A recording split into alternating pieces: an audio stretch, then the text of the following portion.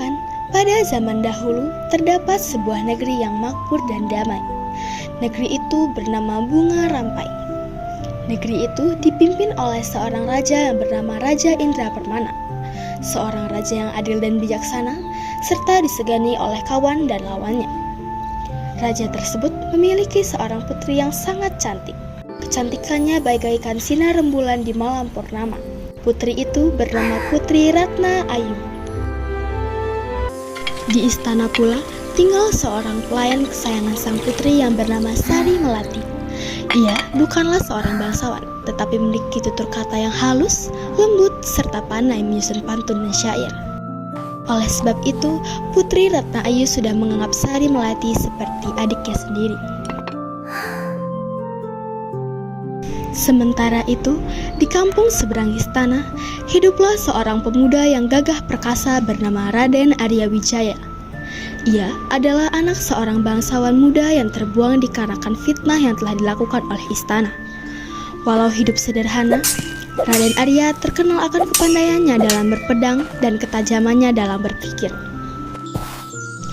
Raden Arya memiliki seorang teman yang bernama Jaya Kusuma.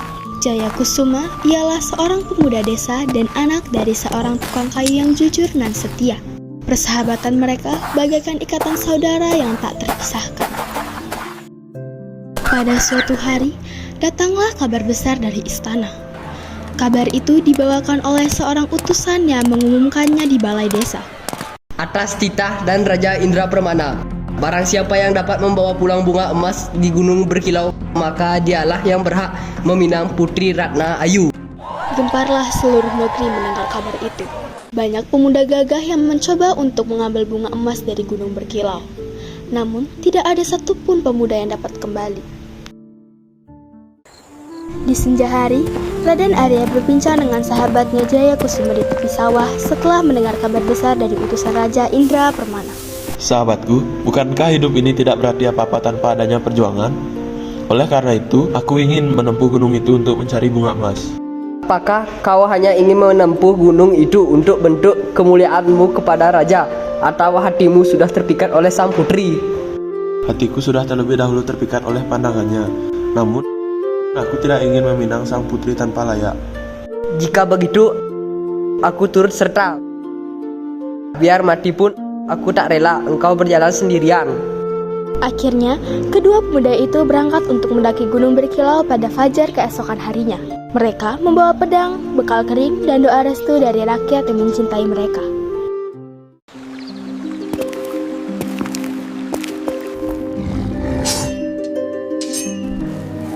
Setelah beberapa hari perjalanan, mereka pun tiba di hutan yang lebat. Di hutan itu turut kabut setebal asap dupa. Di tengah-tengah perjalanan mereka, tiba-tiba terdengar suara lirih dari kejauhan. Tolong, tolong, siapa yang ada di sana? Tolong aku. Raden Arya dan Jaya Kusuma pun berlari menghampiri sumber suara itu. Tampaklah dua orang gadis yang menggunakan pakaian penjelajah istana. Kedua gadis itu ialah Putri Ratna Ayu dan Sari Melati yang sedang menyamar untuk mencari bunga emas itu juga. Ampun Tuan Putri, bagaimana bisa Tuan Putri dapat berada di tempat yang seberbahaya ini? Raden Arya, apakah benar ini engkau? Aku tidak menyangka bisa bertemu denganmu di sini. Kami hendak mencari bunga emas itu sendiri agar tidak ada lelaki yang menganggap putri tidak berdaya. Benarlah kata orang, keberanian perempuan itu tidak dapat dipandang sebelah mata. Sejak hari itu, mereka berempat berjalan bersama. Raden Arya melindungi Putri Ratna Ayu, sedangkan Jaya Kusuma menjaga Sari Melati dengan penuh kasih. Ketika mereka hampir tiba di puncak gunung, badai besar pun datang menyambar. Petir berkilat, angin mengamuk, dan tanah licin. Sari Melati hampir jatuh ke jurang yang dalam. Namun Jaya Kusuma segera menarik tangannya.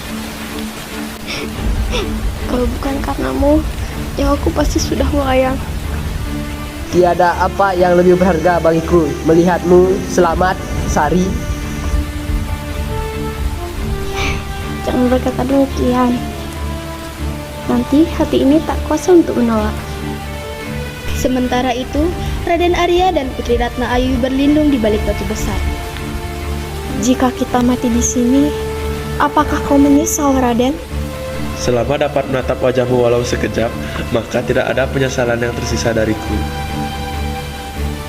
Kau lelaki yang gagah perkasa, tetapi hatimu sejujur sinar matahari.